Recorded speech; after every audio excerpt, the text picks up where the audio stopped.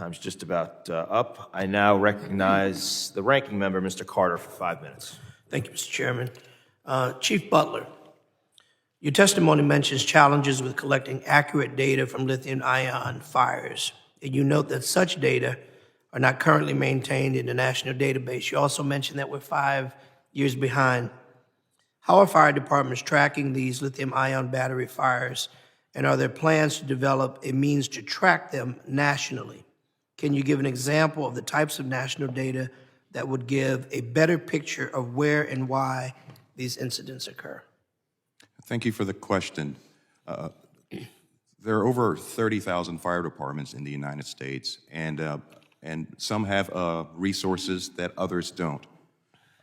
In the community I'm in, we're able to track fires related to lithium-ion at the company level and input into our local database. We have the abilities to do that. Many other places don't. Many other places don't have those resources, and therefore even more the reason for a national information system such as NARIS. We can't address an issue until we understand the issue, and we're continuing to learn about lithium-ion challenges, and we need to see it from a national, international level, and that's where NARIS would come into play. I'm fortunate to be in an organization that we can do a lot and feed NARIS. Many places need to start from the ground up.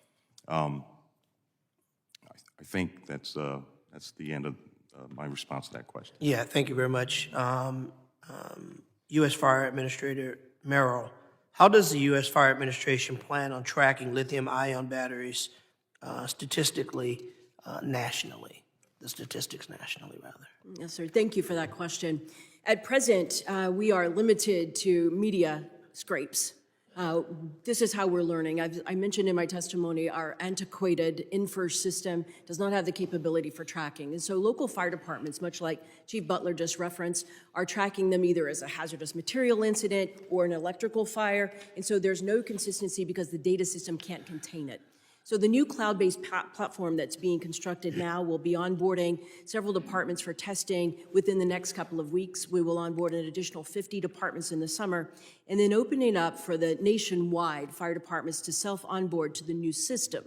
The new system will absolutely be able to not only track lithium-ion, but other emerging technologies as they arise, so that we can better understand any fire risk associated as these emerging technologies that are going to make our lives better, but they also may carry fire risks that we don't understand.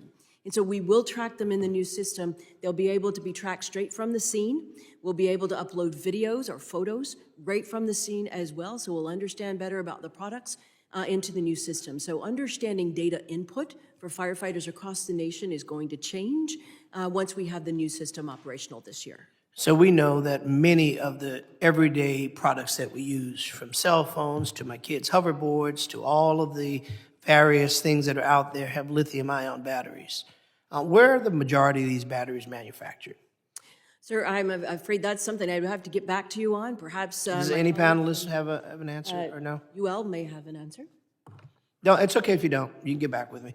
The other question associated with that is, we know that we get on the airplane every day with lithium-ion batteries. The risk of explosion, or if, God forbid, a terrorist use of some nefarious act. Are we tracking these kind of things to make sure that we're ahead of the game in dealing with this being used in a more nefarious act versus an accidental one? You know, that's a great question, sir, and is something that is extremely concerning, as you have noted there. This part of the tracking would be able to identify, would that be a behavior that might evolve? Certainly, as we learn from every single incident, we're still in research mode here, very much in research mode.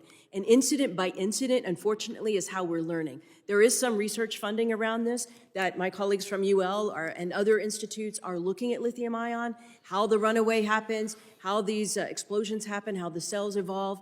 But also, we are learning post-incident. Every event that FDNY responds to, we learn something. And so as they evolve, we're trying to track that information, compile it so we have information to carry forward. Great. I've got about 17 seconds left, so I want to ask one other question that's very important to me.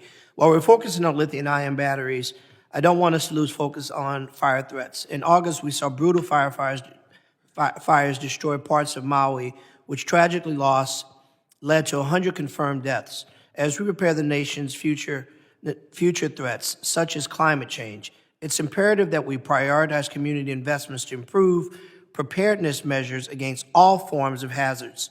U.S. Fire Administrator, can you share with us that ensuring that climate change is being factored into all fire preparedness across the nation?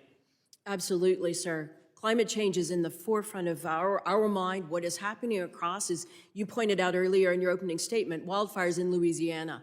This is a first. We're seeing the changes, everything from the atmospheric rivers in California to wildfires in places that have not historically experienced them.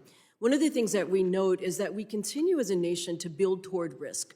In other words, we are clearing fire-prone lands that have burned for hundreds of years, perpetuating the vegetation. And yet today we're clearing them and putting structures there, people there, often with one way in and one way out. And so as we build toward that risk, we must take a stand on building codes and look to the science that we know can make a difference. Fire-resistant building materials, all of those things must be upheld, and that's how we'll reduce the risks. Thank you. My time has far expired, Mr. Chairman. I yield back. Thank you, ma'am. Thank you, Mr. Carter. I now recognize